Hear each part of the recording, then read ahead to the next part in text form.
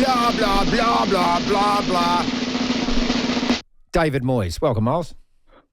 The one who sits there bores the living daylights more. Only Fat Sam served up more turgid football than that arrogant twat. Yeah, this is what makes me laugh. Here we go. Like, oh, yeah. People going, oh, wait a minute. You won a European trophy. Yes, I'm third division. My under-17s could have beat most of the sides in that Europa Conference League. We finished 14th last year, nearly got relegated. 2 seasons before, 6th and 7th. I can only remember about 3 games from each of those seasons that were actually entertaining games that looked like good performances. The rest of them was let's sit back, bore, hope to hit him on the break. He had no plan B. We played with 5 at the back at home against Sheffield United. You know, like the guy is a dinosaur, and that's the only trophy he's won in the over 1,000 games that he supposedly coached in the Premier League. I mean, it's farcical, absolutely farcical, and I really pity who gets him next. All right, a couple of points here. I mean, you're talking about dinosaurs. Well, both you and me are a borosaurus, so let's not knock the dinos, okay? Dinos are all right. Yeah, no, but at least we try and come up with new ways to bore people, and if Plan A's not working, we go to Plan B, C, D, and E. Like we're so versatile at boring. There's more than one way to bore someone. Look, okay, can you say something nice about him? I mean, I know he's a dour Scotsman. Look, I mean, we kicked him out of Old Trafford. Until he started giving it the large this season and got prickly about it, which I suppose they do as they get older. Not calm and rational like me. That's right. But when he came in, he brought a stability to the side and got a sort of unity for the players. The team had a bit of unity in the early years, and that's where we managed to scavenge some results against, much better sides than us. But it was just boring. I mean, this season, we've won 3 out of 24 games in this calendar year.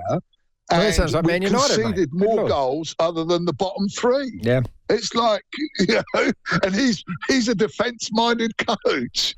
Well, I'll get on to my lot in a second. I want to celebrate Borussia Dortmund, though. Das und Krauts winning through to the Champions League final. Now, they played PSG in the group stage. They had a bloody tough group. I'm just reminding people here. PSG, Milan and Newcastle. And they lost to PSG.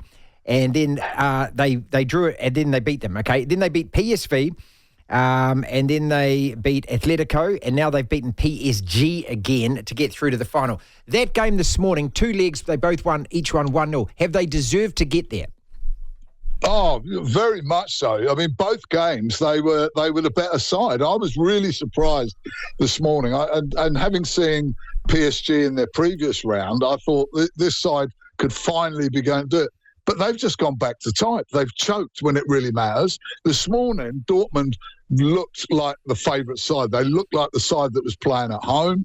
They were more incisive. They looked more dangerous. But PSG were awful in the final third. Their finishing was woeful, albeit they did hit the woodwork twice.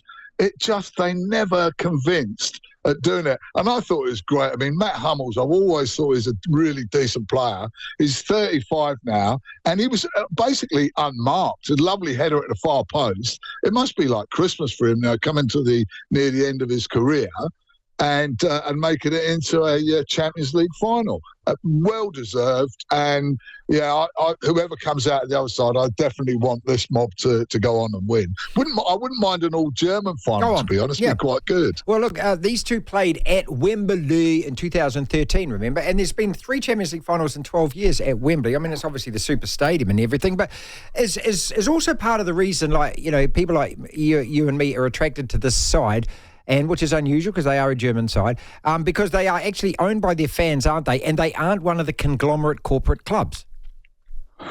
There is a lot of that, especially nowadays. I mean, you look at there was a lot of people making comments on social media this morning saying, that the money bags, Qatar owned it, Middle East owned PSG, they didn't want them to win.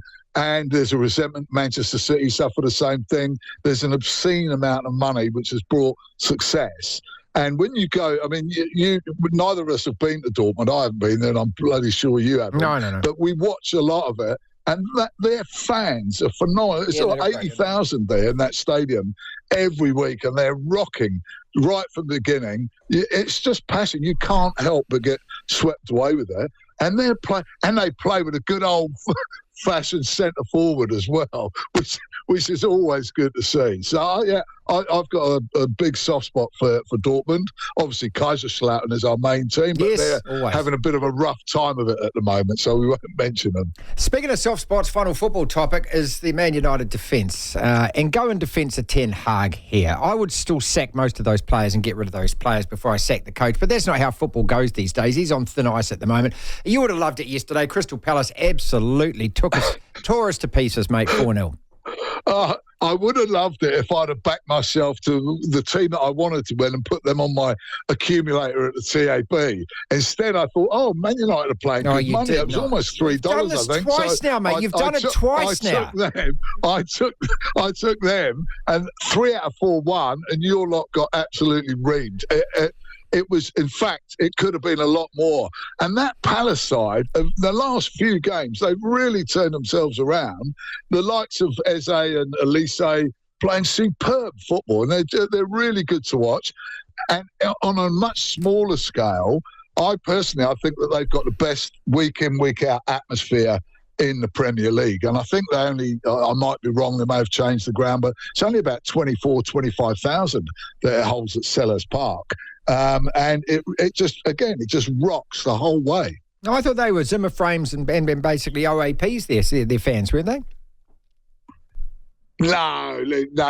Palace are fantastic, mate. They really go. I used to go to a bit with a good mate of mine when West Ham went playing. I used to go down to Sellers Park. Mind you, they were in the 3rd division in those days. Well, actually, I remember when they got through the Southampton Man United year 76. They got through. That was when Big Mel was in charge of them, and Palace got through to the semi-finals that year. Big Mel Ellison was the manager back in those days? They did. Yeah, and I said they had Ian Wright playing for them, Brighton Wright. From memory, playing for him a little bit later on as well in the 90s.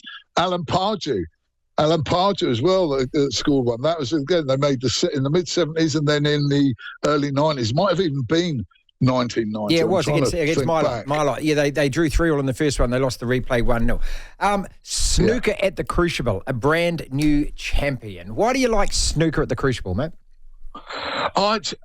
Probably because I've watched it since I was a kid, and I can remember. I was just thinking about it before. I can remember like Terry Griffiths winning it, the old Welshman, a very genteel Welshman in '79. Dennis Taylor, '85, with his glasses upside down. Johnny Spencer, with his waistcoat on, doing the business. He won 3 of them. Then Steve Davis, my favourite.